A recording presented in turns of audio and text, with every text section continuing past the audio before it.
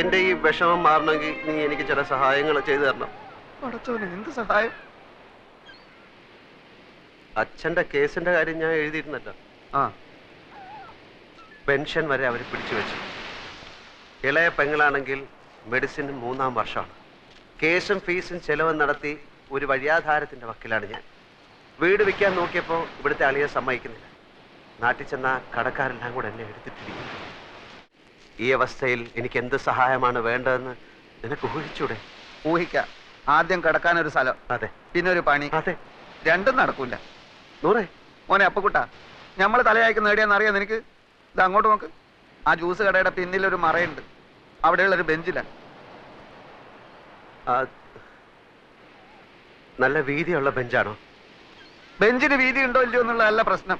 പകൽ നേരത്ത് മാമ വരുമ്പോ എന്നെ അവിടെ കാണില്ല.